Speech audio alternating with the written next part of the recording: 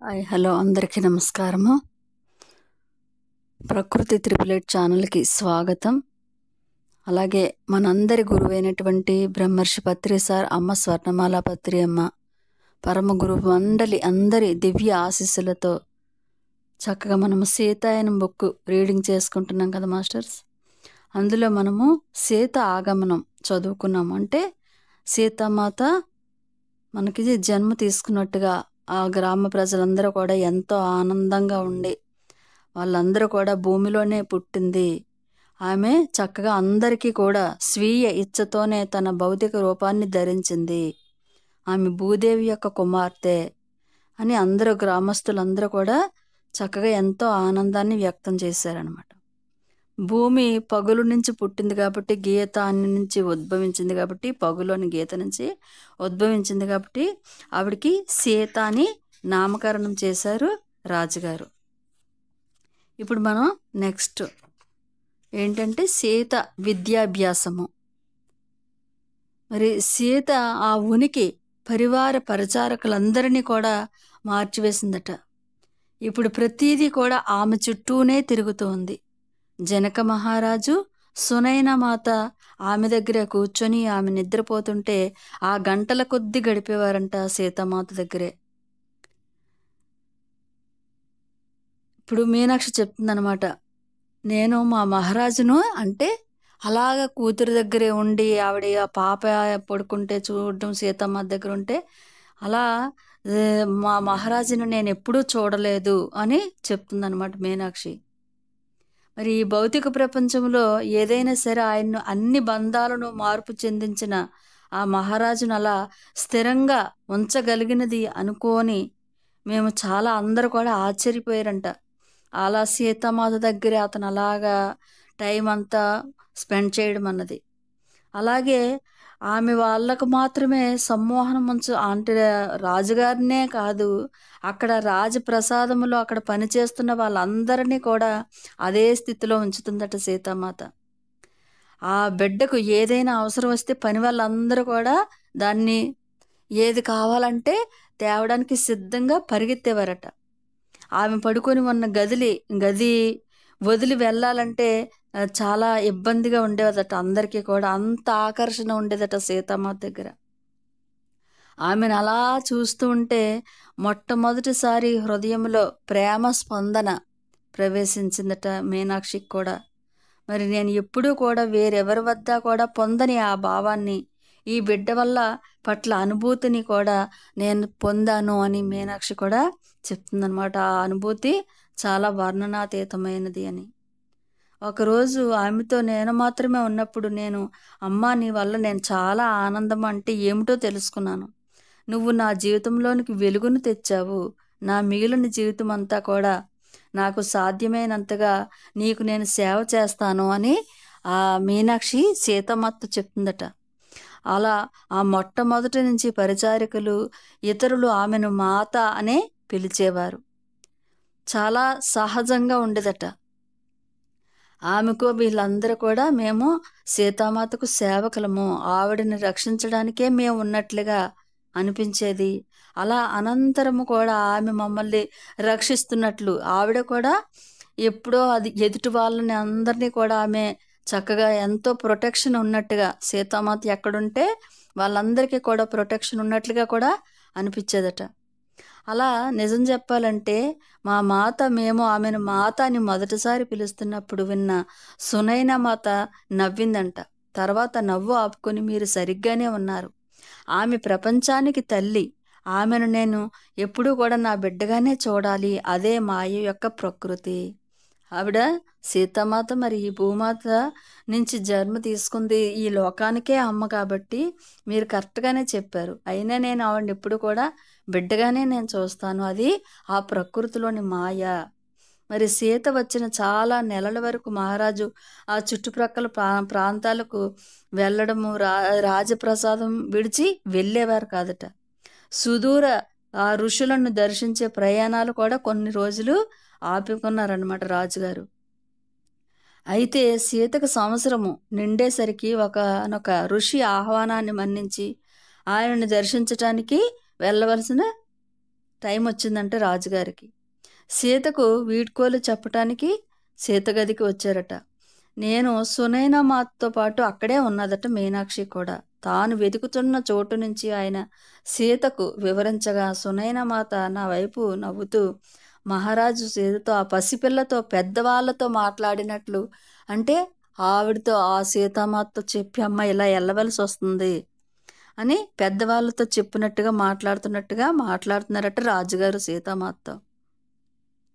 అయితే ఆయన సెలవు తీసుకోవటానికి లేచేసరికి సీత కూడా ఆయన చేతులు పట్టుకొని ఒక్క క్షణము పాటు ఆయన కదలలేదా, చేతులు పట్టుకొని అలా పైకి లేచిందంట.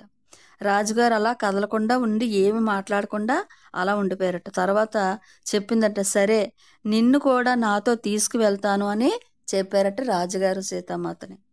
మరి సునైనామాత వద్దు అనబోయింది, కానీ మహారాజు ఆమె పెదవులపై వేళ్ళు ఉంచారు.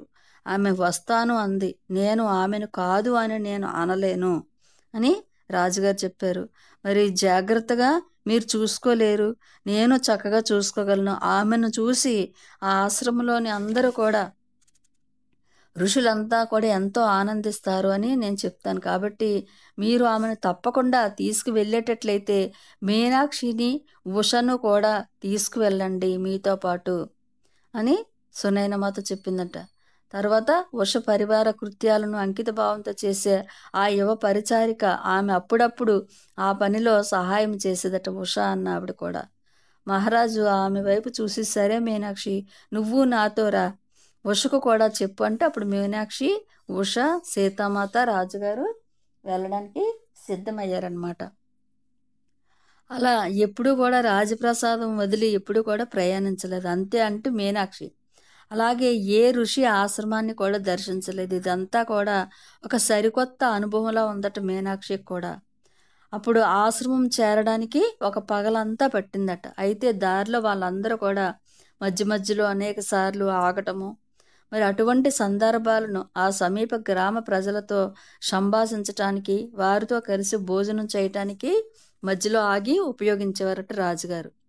మరి ప్రజలందరూ కూడా ఆ రాజకుమారి సీతను చక్కగా కలిశారు. అందరూ కూడా మహారాజు తమ కుమార్తెతో పాటు ఆ మార్గంలో వెళుతున్నారు అన్న వార్త ఆ నోట పాకి వారిని అభినందించడానికి ఊళ్ళో ఉన్న జనాలందరూ కూడా కలిసి వచ్చేసారట వాళ్ళని చూడటానికి. అక్కడికి చేరిన సమూహాలతో మహారాజు వ్యవహరించిన తీరు చాలా ఆశ్చర్యపరిచిందట అందరినీ కూడా. సీతామాతని, రాజుగారిని చూడటానికి ఊర్లో ప్రజలు అందరూ కూడా వస్తుంటే ప్రజలు ఆమెను తాకి ఎత్తుకోవడానికి చేసే ప్రయత్నాలు రాజుగారు అస్సలు అడ్డుకోలేదట. సీత ఆనందంగా నవ్వుతూ తుల్లుతోంది. మనం ఏం చేస్తాం, బాహ్యంగాన చిన్నపిల్లలు వద్దు ఎత్తుకోవద్దు అలా చూడండి అంటాం, కానీ రాజుగారు అదేమి కూడా అలా అనకుండా ఎవ్వరు ఎత్తుకున్నా సరే హ్యాపీగా ఆనందంగా చూస్తూ ఉన్నారట. చివరికి అదంతా అయిపోయిన తర్వాత ఆశ్రమానికి చేరారనమాట. చిన్న బిడ్డ సీతను చూసి ఆ ఋషి ఎంత మాత్రం ఆశ్చర్యపడలేదు. నువ్వు వస్తావని నేను అనుకుంటున్నాను అన్నారట ఋషి.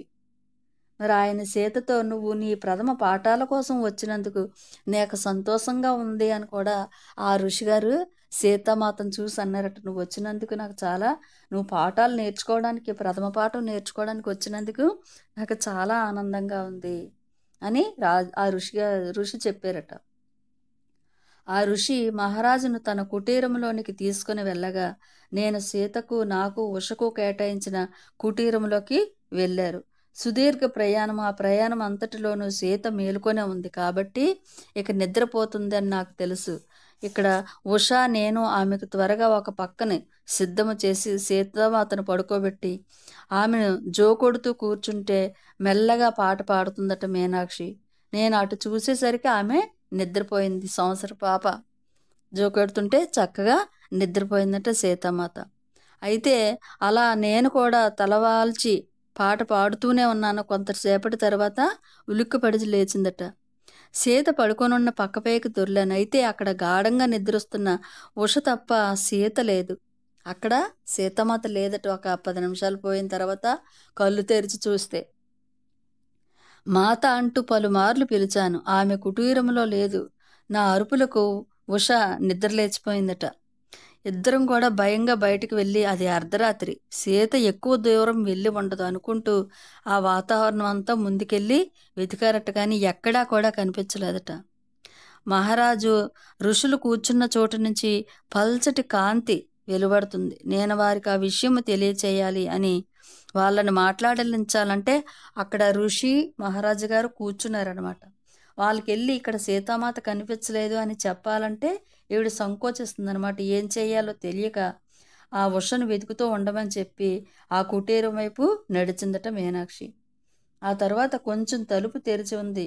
తర్వాత మహారాజు ఆ ఋషితో పాటు మరికొందరు గాఢ ధ్యాన స్థితిలో ఉండటం చూసి, ఏం చెయ్యాలి నేను అని అక్కడే భయంతో నిలబడి ఉండగా మహారాజు మెల్లగా కళ్ళు తెరిచి ఒక మూలకి మెల్లిగా వెళ్ళి మెల్లగా ఆమె లోపలికి ఇప్పుడే నడిచి వచ్చింది అని, అంటే నడుచుకుంటూ ఇక్కడ ధ్యానం చేస్తున్న వాళ్ళ దగ్గరికి వెళ్ళిపోయిందట సీతామాత. ఇప్పుడే వచ్చింది పాప సీతామాత అని చెప్పారట.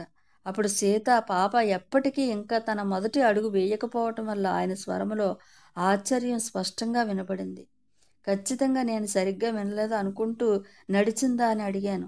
ఆయన తల ఊపి ఆమెను ఇక్కడే ఉంచి వెళ్ళి పడుకో మీనాక్షి, అంతా సవ్యంగానే ఉంది, నువ్వు ఇక్కడ పాప సీతామాత జాగ్రత్తగానే ఉంది, నువ్వు వెళ్ళి పడుకో అని చెప్పారట.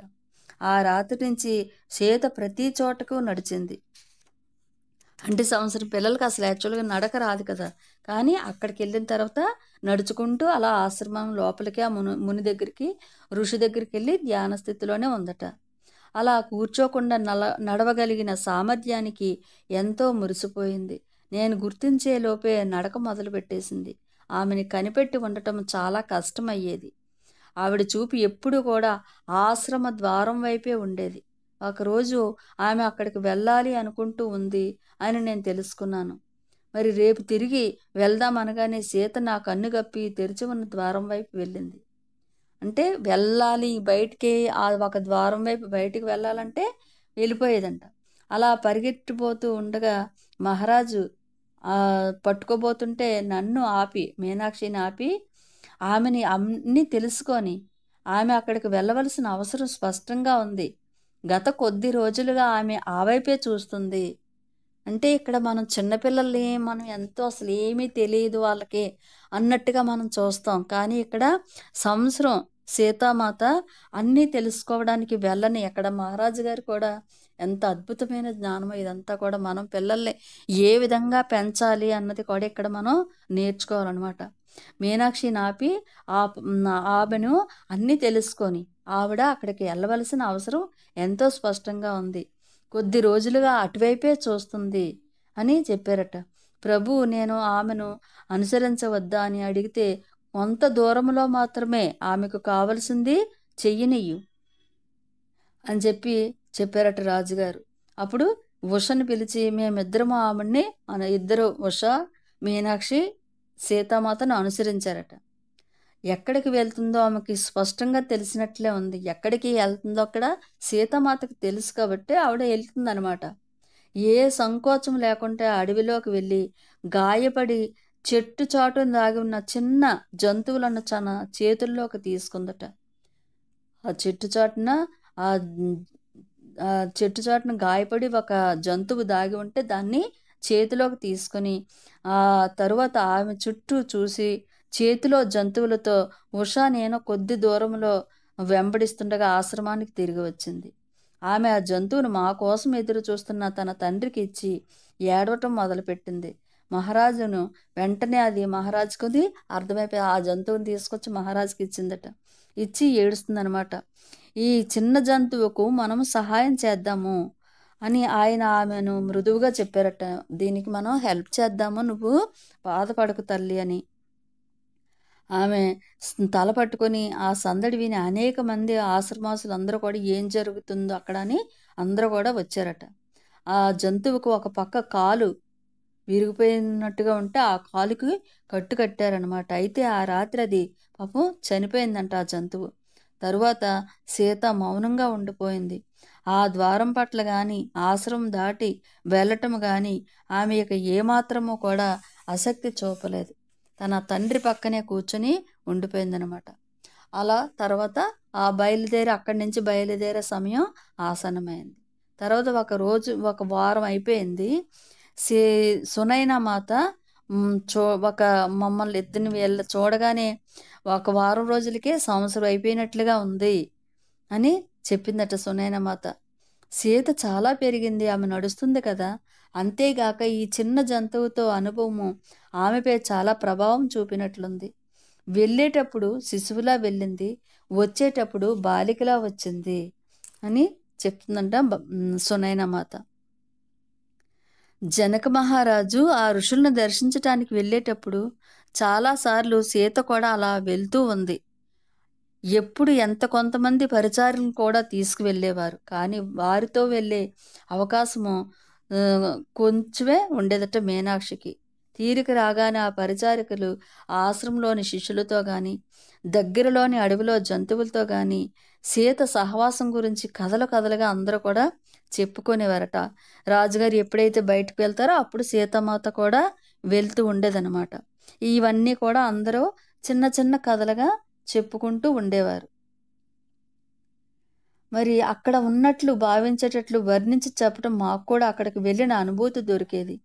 అటువంటి సందర్భాల్లో పనులు పూర్తి చేసుకొని వంట ఇంటి వద్దే చేరేవాళ్ళం. అక్కడ ప్రయాణంలో వెంబడించిన వారు సీతామాత గురించిన కథలు చెప్పేవాళ్ళు. మేమంతా ఆమె మా స్వంతమే అయినట్లు ఆనందంగా ఎంతో హ్యాపీగా ఉండేవారనమాట. కొన్ని సంవత్సరాల తర్వాత జనక మహారాజు సీతను మొట్టమొదటిసారి తీసుకువెళ్ళిన ఆశ్రమానికి మళ్ళీ వెళ్ళబోతున్నానని చెప్పారు. ఆమె వెళ్ళడానికి ఎంతో ఆతృతతో ఉంది. నన్ను కూడా తమతో రమ్మంటారు అని ఊహించకపోవటం వల్ల సునైనమాత నన్ను కూడా వెళ్ళమన్నప్పుడు నేను చాలా ఆశ్చర్యపోయాను. అంటే మీనాక్షి చెప్తుందనమాట. ఈ సీతని కూడా తీసుకెళ్ళాలంటే ఫస్ట్ ఆశ్రమానికి వెళ్ళారు కదా, ఇప్పుడు మళ్ళీ అక్కడికి వెళ్తున్నాము అని రాజుగారు చెప్పారు. అప్పుడు మీనాక్షిని కూడా వెంట రమ్మన్నారనమాట. అలా అక్కడికి చేరిన సీత అడవిలోకి తాను గాయపడిన జంతువును చూసిన చోటికి మళ్ళీ వెళదాము అని సీతమాత చెప్పిందట. అది నీకు ఇంకా జ్ఞాపకం ఉందా అని రాజుగారు అడిగారట. అవును, నేను నిద్రపోతున్నప్పుడు ఆ గాయపడిన జంతువును చూశాను. నేను ఎక్కడికి వెళ్ళాలో ఆ విధంగా నాకు తెలిసింది. నువ్వు అడవిలోకి వెళ్ళవచ్చు. ఇక్కడ నీకు కావలసిన ప్రదేశంలో స్వేచ్ఛగా సంచరించవచ్చు. ఆమె అడవిలోనికి లోలోనికి వెళ్ళగా నేను అనుసరించాను. ఆమె దేనికోసం వెతుకుతున్నట్లు అనిపించింది. అయినా నెమ్మదిగా మాత, మనము అరణ్యంలోకి వెళ్తే దారి తప్పిపోతాము, మనం వెనక్కి వచ్చేద్దాము అని చెప్తుందట మీనాక్షి. మనం ఎలా తప్పిపోతాము అని నవ్వి మనం వెళ్ళి వెనక్కి తిరిగేలోపు నేను ఏదో కనుక్కోవాలి ఇక్కడ అని చెప్తుందట సీతమ్మ. దేనికోసం మీరు వెతుకుతున్నారు అని మీనాక్షి అడుగుతుంది. నాకు దాని పేరు తెలియదు, అయితే నేను దాన్ని చూస్తే నేను తెలుసుకోగలను అని నన్ను ఎవరో పిలుస్తున్నట్లుగా నాకు అనిపిస్తుంది అని చెప్తుందంట మాత. ఇదేమైనా ఆట అని మీనాక్షి అడుగుతుంది. ఆ సీతామాత తలపట్టుకొని, ఇది చాలా గంభీరమైన విషయము, దయచేసి ఓర్పుగా ఉండు మీనాక్షి, దానిని నేను కనుక్కుంటాను, నాకు పిలవటం వినిపిస్తుంది అని చెప్తుందట. అది ఒక జంతువా అని మీనాక్షి అడిగిందట. మళ్ళీ తల పట్టుకొని దేని గురించి మాట్లాడుతూ ఉందో నాకు అర్థం కాలేదు. అయితే సీతతో చాలాసార్లు అలాగే జరుగుతుంది. సరే, ప్రయత్నాల్లో అలా పరిగెడుతుంటే నేను అనుసరించాను. దారిలో మాకు కొన్ని పెద్ద పక్షులు, నీటి పక్షుల వంటివి కనిపించగా సీత వాటి ముందు కూలబడింది. కొన్ని నిమిషాల తర్వాత ఆమె చేతులు జోడించి వాటికి కృతజ్ఞతలు తెలిపి ఆ తరువాత దగ్గరలోని వాగు వద్దకు వెళ్ళి కొన్ని దుంపలను తవ్వటం మొదలుపెట్టిందట. సీతమాత, నేను కనుక్కున్నాను, ఇప్పుడు మనం తిరిగి వెళ్ళిపోదాం అని చెప్పిందట సీత. మరి ఆమె తిరిగి వెనక్కి నడుస్తుండగా నేను కూడా మీనాక్షి అనుసరించిందనమాట సీతామాతని. ఆశ్రమం చేరగానే తిన్నగా ఆ ఋషి కుటీరానికి వెళ్ళింది. అక్కడ ఆయన మహారాజుకు ఏదో వివరిస్తున్నారు. ఆవిడ దుంపలు గుత్తిన ఆయనకు అందిస్తూ, మీకోసం నేను ఇవి తెచ్చాను అని ఋషికి చెప్తుందట. ఆయన ముఖములో సందిగ్ధత కనిపిస్తుండగా సీత కృతజ్ఞతలు అని చెప్పారట ఋషి. నువ్వు నా గురించి ఆలోచించటం నన్ను కదిల్చివేసింది. ఆ ఋషికి ఆ దుంపలు కావాలి, కానీ సీతామాత నేరుగా వెళ్ళి అవి దుంపలు తీసుకొచ్చి ఆ ఋషికి అందించటం చూసి ఆ ఋషి చెప్పారట, చాలా కృతజ్ఞతలు, నా గురించి నువ్వు ఆలోచించటం నాకు చాలా ఆనందంగా ఉంది అని చెప్పగానే మహారాజు చక్కగా నవ్వుతూ, ఇదేమిటి, నువ్వు గురువుగారి కోసం ఏం తెచ్చావు అని అడిగితే, ఇది ఆయన పొట్ట కోసము, ఇది ఆయనకు సహాయం చేస్తుంది అని చెప్పిందట. ఋషి ముఖములోని ఆనందాన్ని చూసి ఆ సందిగ్ధము నిర్గుంతగా మారిపోయింది. పొట్ట అంటూ ఋషి మహారాజు వైపు తిరిగి, వేరే వారికి ఈ సంగతి తెలియదు, సీత నీకు ఈ సంగతి ఎలా తెలిసింది అని అడుగుతున్నారట ఋషి. ఎవరికీ తెలియదు, ఇది నీకెలా తెలిసిందని. ఆమె బదులివ్వకుండా ఆ దుంపలు ఉడికించి ఆ నీళ్లను తాగాలి అని, ఆయన పొట్ట ఇబ్బందులు తగ్గుతాయి అని చెప్పిందట సీతామాత. ఆశ్చర్యము, ఖచ్చితంగా నీ సలహాను పాటిస్తాను అని చెప్పారట ఆ ఋషి కూడా. మహారాజు, ఇది నీకు ఏమైనా తెలుసా అన్నట్లు నా వైపు చూశారు. నేను నెమ్మదిగా, అవసరమైనదేదో ఆమెకు స్పష్టంగా తెలిసినట్లు ఉంది. గాఢ అరణ్యములో మళ్ళీ ఆవిడ్ని అనుసరించింది. అప్పుడు ఆమె ఆ దుంపలు ఎక్కడ ఉంటాయో అడగటం కోసం ఆగిందని చెప్పాను. మరి ఎవరిని అడిగిందంటే ఆ దుంపల గురించి అసలు సీతామాతకి ఎలా తెలుసు అని అడుగుతున్నారనమాట మీనాక్షిని. ఏమో అవేమీ నాకు తెలియదు, ఆవిడే వెళ్ళింది, వెళ్ళి అక్కడ ఎవరినైనా అడిగితే మౌనంగా ఉండిపోయింది. నాకేం చెప్పాలో, అది మీనాక్షికి ఏం చెప్పాలో అర్థం కాలేదనమాట. అక్కడికి ఒక పక్షులు వచ్చాయి, ఆ పక్షులు చెప్పాయి కదూ అని సీతను అడిగిందట. అవును, అక్కడ ఎన్నో పక్షుల గుంపులు ఉన్నాయి కదా, వాటికి కృతజ్ఞత చెప్పింది కదా సీతామాత. ఆ పక్షులు చెప్పాయట ఆ దుంపలు అక్కడ ఉన్నాయి అని. మరి తల ఊపి నన్ను ఆ వాగు వైపుకు వెళ్ళమని చెప్పాయి అని చెప్పిందట. మహారాజు ఋషి పరస్పరం ముఖాలు చూసుకున్నారు. ఎవ్వరూ మాట్లాడలేదు. సరే, ఈ దుంపలు ఎలా పనిచేస్తాయో చూద్దాము అని ఆ ఋషి నవ్వుతూ అన్నారట. అంటే జంతువుల భాష, అక్కడున్న ప్రకృతితో సీతామాత అంత మమేకమై ఉంది అని ఇక్కడ మనం తెలుసుకోవాల్సిన విషయం అనమాట. మరి 3 రోజుల పాటు ఋషిపత్ని ఆ మందు తయారు చేసి, అప్పుడు ఆయన సీత దగ్గరకు వచ్చి, తాను ఇప్పుడు చాలా మెరుగయ్యానని చెప్పారట ఋషి. చాలా కాలం తర్వాత నా పొట్ట చాలా తేలిగ్గా ఉంది. నువ్వు నా భార్యకు ఆ దుంపలు ఎక్కడ దొరుకుతాయో చూపించు, దానితో నేను ఆ మందు తీసుకోవటం కొనసాగిస్తాను అని ఆ ఋషి చెప్పారట సీతామాత దగ్గరికి వచ్చి. మేము రాజప్రసాదానికి తిరిగి వచ్చి మహారాజు ఈ కథనంతా సునైనామాతకు వెల్లడించగా, ఆమె ఈ మాటలు బయటకు తెలిస్తే రాజ్యంలోని ప్రజలంతా కూడా ఆరోగ్యం కోసం బారులు తీరుతారు.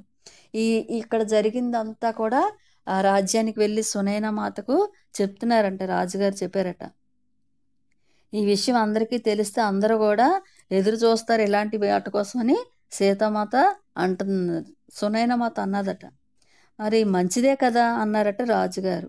ఆమె ప్రజలకు సహాయం చెయ్యగలిగితే అంటుండగా సునైనామాత అడ్డుకుంటూ, ఆమె ఇంకా చిన్నపిల్ల, సహాయం చేయడానికి చాలా కాలం ఉంది, ఆమెను తన బాల్యము గడపనివ్వండి అని చెప్తున్నట్ట సునైనామాత. నువ్వు చెప్పేది నిజమే అని చెప్పి, ఆమె చెయ్యాలనుకున్నది చేస్తుంది, ఆపగలిగే మార్గం ఏదీ లేదు అని రాజుగారు అన్నారట. తరువాత సంవత్సరము దగ్గరలో ఉన్న మరో ఆశ్రమంలో ఇంకో సంఘటన జరిగింది. అదేంటి అంటే, అరణ్యం మధ్యలో ఆశ్రమం నిర్మించుకున్న ఒకానొక ఋషి దర్శించటానికి మహారాజు వెళ్తున్నప్పుడు సీతను సంరక్షించడానికి నేను కూడా వెళ్ళాను. మీనాక్షి చెప్తుందనమాట. మళ్ళీ రాజుగారు, మీనాక్షి, సీతామాత అరణ్యానికి మళ్ళీ వెళ్ళారనమాట. ఒక సాయంత్రం సీతను పడుకోబెడదామని ఆమె కోసం వెతుకుతుండగా మళ్ళీ ఆమె అక్కడ లేదు. అంతా వెతుకుతున్నారట, ఎక్కడా కనిపించలేదు. మరి అందరూ కలిసి ధ్యానము చేస్తున్నారు. నేను వారికి ఇబ్బంది కలిగించలేక, ఆమె త్వరలోనే తిరిగి వస్తుంది అని మీనాక్షియే చెప్పుకుందట. కానీ ఆమె తిరిగి రాలేదు. కొన్ని గంటల తర్వాత మహారాజు ఆశ్రమం ముందు ఉన్న ఖాళీ స్థలాన్ని తన కుటీరం వైపు వెళ్ళటం చూశాను. ఆయన కోసం నేను ఆగకుండా ఆ కుటీరంలోనికి ప్రవేశించే ముందే గబగబా వెళ్ళి నా ముఖంలో భయాన్ని చూసిన ఆయన, మీనాక్షి ఏమైంది అని అడిగారట రాజుగారు. సీతామాత కనిపించలేదు కదా. ఆ విషయం ఇంకా చెప్పకముందే, మీనాక్షి ఏమైంది, నువ్వు అంత కంగారు పడుతున్నావు అంటే, చాలా గంటల నుంచి సీత కనిపించటం లేదు, ఎక్కడికి వెళ్ళిందో తెలియటం లేదు, చుట్టుప్రక్కల ఎక్కడా కనిపించటం లేదు అని చెప్పిందంట. అతను మాత్రం ఆమె తిరిగి వస్తుంది, నువ్వు హ్యాపీగా హామీ ఇస్తున్నట్లుగా రాజుగారు చెప్పారట. అప్పటికే మీనాక్షి ఏడుస్తూ, ఇప్పటికే చాలా ఆలస్యమైంది, ఈవేళ చాలా తొందరగా చీకటిగా ఉంది, ఆమెను దృష్టిపథం నుంచి తప్పిపోనిచ్చాను, నన్ను క్షమించండి అని మీనాక్షి ఏడుస్తుందట. మనము ఆమెను కట్టి ఉంచలేము, ఈ మాట నీకు చాలాసార్లు చెప్పాను, ఆమె తిరిగి వస్తుంది, నువ్వు వెళ్ళి పడుకో అని రాజుగారు చెప్పారట. మహారాజు రాత్రంతా ధ్యానంలో కూర్చున్నారు. నేను కూడా రాత్రంతా కూర్చున్నాను, కానీ ధ్యానంలో కాదు, నన్ను కళ్ళు మూయలేనంతగా అధైర్యపడ్డాను. సూర్యోదయానికి ముందు ఆయన కుటీరము నుంచి బయటకు వస్తున్న చప్పుడు విని దడదడా కొట్టుకుని గుండెతో ఆయన్ను అనుసరించాను. ఆయన నిదానంగా, ఆమె ఎక్కడ ఉందో నాకు తెలుసు, నాతో రా అని చెప్పారట. మరి ఆయన అరణ్యంలో కొంత దూరం వెళ్ళి అక్కడ కొన్ని కోతుల కుటుంబాలతో నిద్రిస్తున్న సీతను చూశారు. ఆమె తన తల్లి కోతి ఒడిలో ఉంది. ఆమె మెల్లగా చప్పుడు చేయకుండా వెళ్ళాము. అయినప్పటికీ ఆ అడుగుల చప్పుడికి తల్లి కోతి బిగ్గరగా అరిచి గబగబా పక్కన ఉన్న చెట్టు ఎక్కి పిల్ల కోతులు దానిని అనుసరించాయి. సీత ఉలిక్కిపడి లేచింది. ఒక కోతుల గుంపు ఉంటే అక్కడికి వెళ్ళి పడుకుందంట రాత్రి అంతా కూడా. ఆ తండ్రి కనిపెట్టాడనమాట. వీళ్ళందరూ మీనాక్షి మహారాజు గారు ఇక్కడికి వచ్చారనమాట. ఉదయం లేచి నాన్న అని అరిచిందంట. ఒక్క మాట కూడా మాట్లాడకుండా ఆమెను తన చేతుల్లోకి తీసుకుని ఆశ్రమానికి వచ్చి ఆమెను ఆశ్రమ ఆవరణలో దింపి ఆమె వైపు తీక్షణంగా చూసి, నువ్వు మీనాక్షికి చెప్పకుండా వెళ్ళి ఉండకూడదు, ఆమె ఎంతో విచారపడింది, రాత్రంతా నిద్రపోలేదు అని రాజుగారు చెప్పారట సీతకు. ఆమె పశ్చాత్తాపం నిండిన కళ్ళతో నా వైపు చూసింది. మాత, ఏం జరిగింది? మిమ్మల్ని రాత్రిపూట వెళ్ళడానికి పురుగొల్పింది ఏది? మీరు కనబడినప్పుడు నేనెంతో విచారపడ్డాను అని మీనాక్షి చెప్పిందట. సీత మౌనంగా అలా ఉండిపోయి, నువ్వు వెళ్ళడానికి ఏదో బలమైన కారణమే ఉండి ఉంటుందని నాకు తెలుసు, కానీ నువ్వు ఎందుకు తిరిగి రాలేదు అని రాజుగారు అడిగారట. ఆమె ఆ తల్లి కోతి ఎంతో బాధపడింది. అప్పుడే పుట్టిన దాని పిల్లల్లో ఒకటి చెట్టు మీద నుండి పడి చనిపోయింది. దాని విచారం నన్ను తాకింది. నేనేమి చెయ్యలేను, కానీ దాని వద్దకు వెళ్ళాను. అది వెక్కి ఏడుస్తూ ఉండగా దాన్ని ఓదార్చడానికి దాని ఒడిలో నా తల పెట్టాను.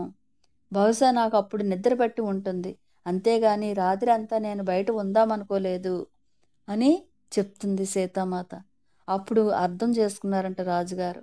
కానీ మనం ఒక ఒప్పందానికి వద్దాము.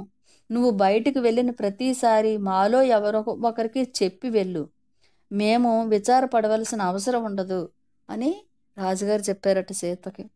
ఆమె అలాగే, నేను ప్రయత్నం చేస్తాను నాన్న అని చెప్పిందట. అలా కొన్ని సంవత్సరాలు సీత, నిన్ను నువ్వు రక్షించుకోగలవు అన్న విశ్వాసం నాకు ఉంది, కానీ మిగిలిన వారు, ముఖ్యంగా నీ తల్లి విచారపడుతుంది. ఇప్పుడు ఇక్కడ ఉన్నట్లయితే ఆమె ఎంతో బాధకు గురి అయ్యేది. తర్వాత కొన్ని సంవత్సరాలు సీత తాను బయటకు వెళ్ళేటప్పుడు మాలో ఎవరో ఒకరికి చెప్పి వెళ్ళేది. ప్రతి రాత్రి పరిచారకుల్లో ఒకరు సీతకు కాపలా కాసేవారు. మాలో మరొకరు ఉదయమే వచ్చి రాత్రి ఉన్న ఆ పరిచారకునికి విరామం కల్పించేవారు. తర్వాత మేము ఆ తలుపు బయటే కూర్చొని, అంటే ఎక్కడో దగ్గరికి రాత్రిపూట్ల ఎవరో ఒకరు సీతామాతకి కాపలా కాస్తూ ఉండేవారు. మధ్యరాత్రిలోని వేరే వాళ్ళ కాపలా కాస్తూ ఉంటే వీళ్ళు వెళ్ళి పడుకుండేవారు. అలా చేసేవారట. అలా కొన్ని సంవత్సరాల తర్వాత ఆమెను అంత జాగ్రత్తగా చూడవలసిన అవసరం లేదు అని వీళ్ళందరూ తెలుసుకునేలోగా ఒక సంఘటన జరిగిందంట. ఉదయాన్నే మీనాక్షి వచ్చేసరికి ఆమె సంరక్షకునిగా ఉన్న ఒక పరిచారికుడు గాఢ నిద్రలో ఉండటం చూశాను. సీత పక్క ఖాళీగా ఉంది. ఆమె రాజప్రసాదంలో ఎక్కడా కూడా కనిపించట్లేదట. చుట్టుప్రక్కల వెతికినా లాభం లేకపోయింది. నది వద్దకు వెళ్ళమని నాతో ఏదో చెప్పింది. అక్కడ నాకు ఆమె కనబడింది. ఆమె నదితో సంభాషిస్తూ దానిని కోప్పడుతుంది. సీతామాత నది దగ్గరికి వెళ్ళిందట. నది దగ్గరికి వెళ్ళి నదితో మాట్లాడుతుందన్నమాట. నదితోటి సంభాషిస్తూ నదితో కోప్పడుతుందట సీతామాత.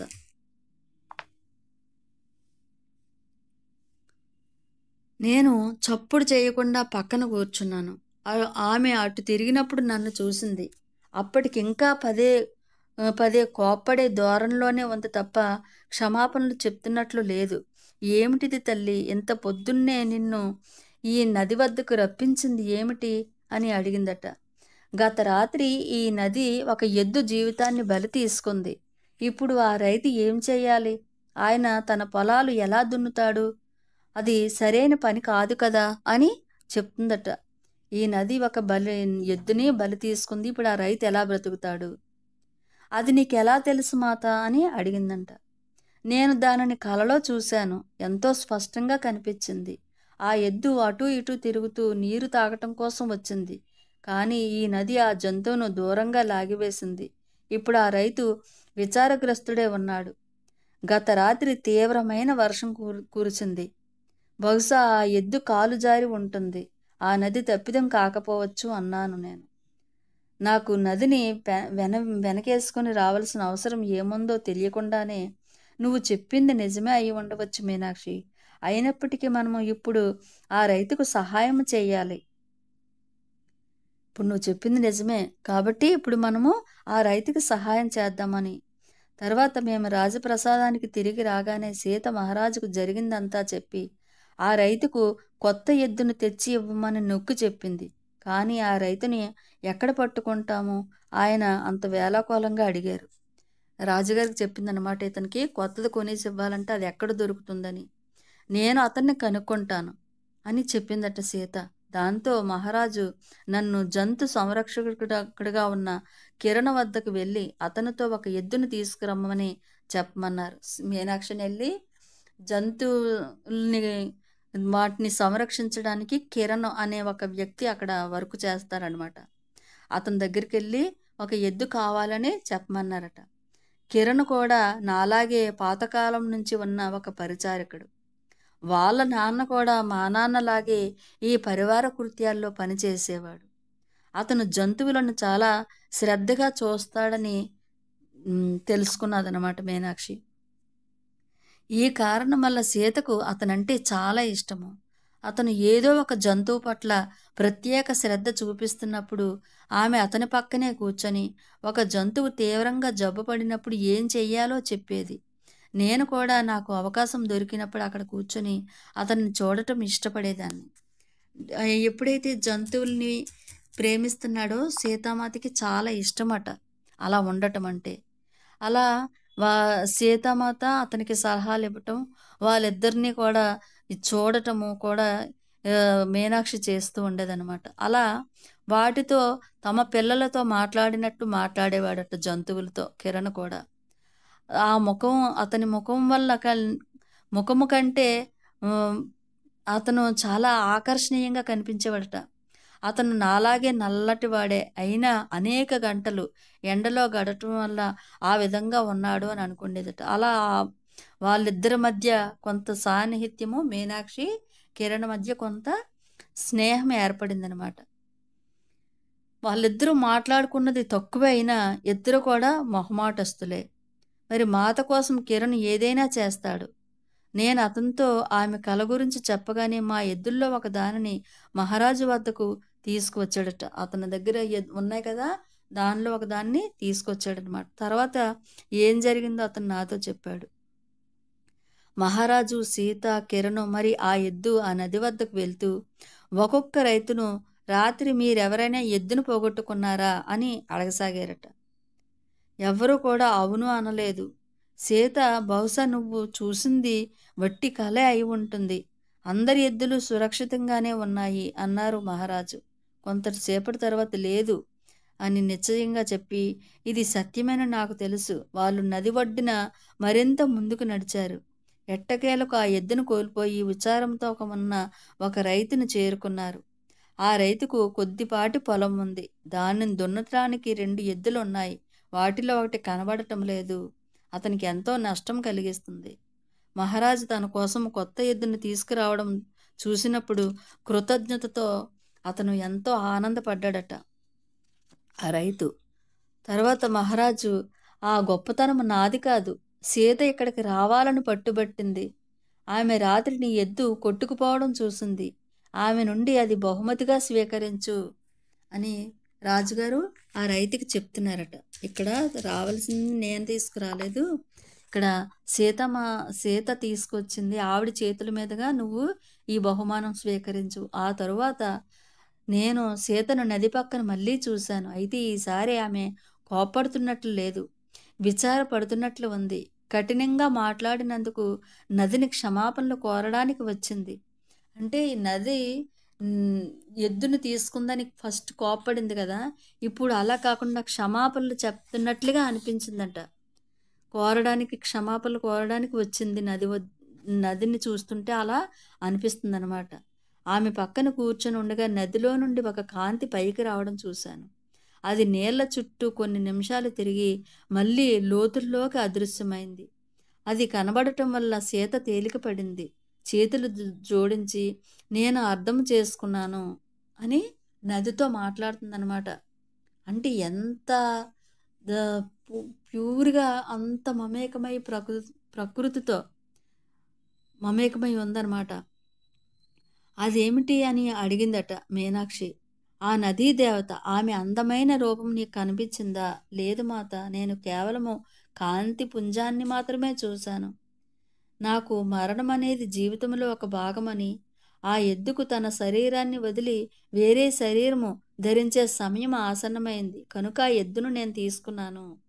మరణం గురించి విచారపడకూడదు, మరణం లేకపోతే జననం లేదు అని చెప్పింది. నేను ఆమెతో మాట్లాడిన విధానానికి ఎంతో ఎంతో విచారపడుతున్నాను. నదీ తల్లి చెప్తుందంట, ఆ ఎద్దుకి సమయం ఆసన్నమైంది, అందుకే నేను అలా చేశాను. మనం జననం గురించి కానీ మరణం ఉంటేనే కదా మరి మనం మరణం గురించి విచారపడకూడదు, మరణం లేకపోతే జననం లేదు అని చెప్పిందంట. మరి మాత రైతు యొక్క దుఃఖము మీ హృదయాన్ని కదిల్చి వేసిందని ఆమె అర్థము చేసుకోగలదని నాకు తెలుసు. అవును, అందుకే ఆవిడ నన్ను ఇక్కడికి పిలిపించింది. ఆమెను మళ్ళీ నేను ప్రశ్నించాను. లేవబోతూ మరణం గురించి ఆమె చెప్పింది సత్యము.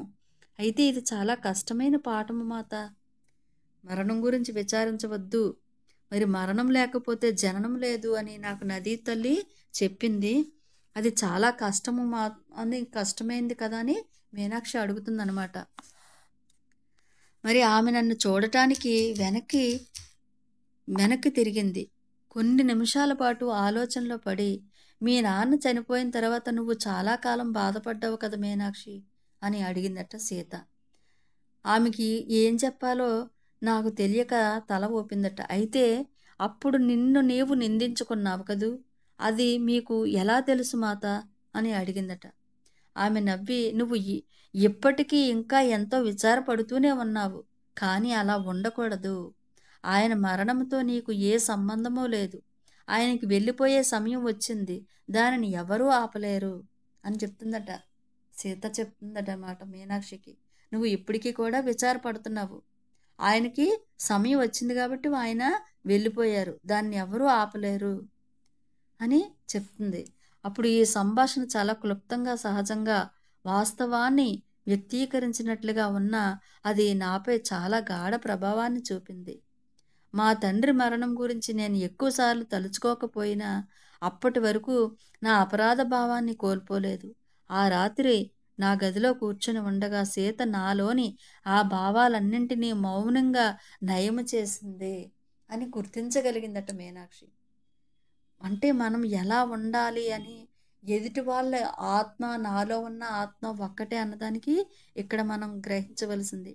మీనాక్షిని ఆ భావాలన్నింటి నుంచి మౌనంగా నయం చేసిందట సీతామాత. అలా ఆ ఆలోచనలన్నిటి నుంచి బయటికి తీసిందనమాట.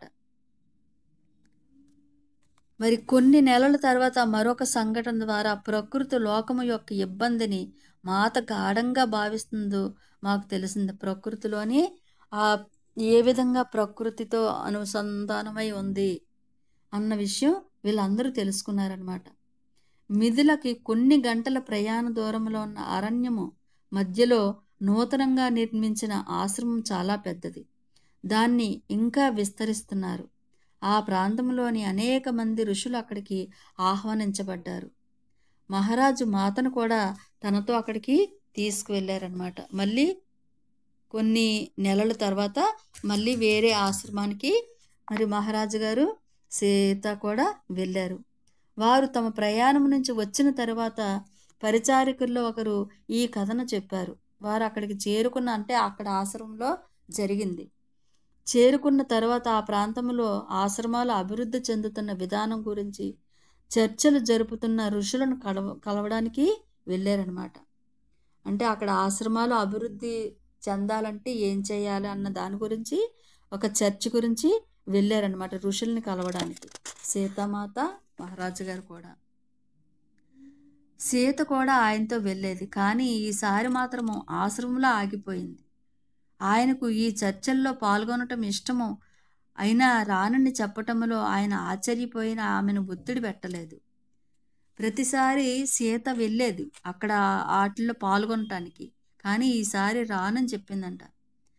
సరేలేని రాజుగారు కూడా సీతని ఇబ్బంది పెట్టలేదన్నమాట, ఒత్తిడి చేయలేదు. తర్వాత కొద్ది రోజులు ఆమె విడిగానే ఉండిపోయింది. రోజులు గడిచే కొద్దీ ఆమె విచారానికి గురై అది ఆమె ముఖములో ప్రతిఫలించగా అందరూ దానిని గమనించారు. చివరిగా మహారాజు ఏం జరిగింది అని సీతను అడుగుతున్నారట.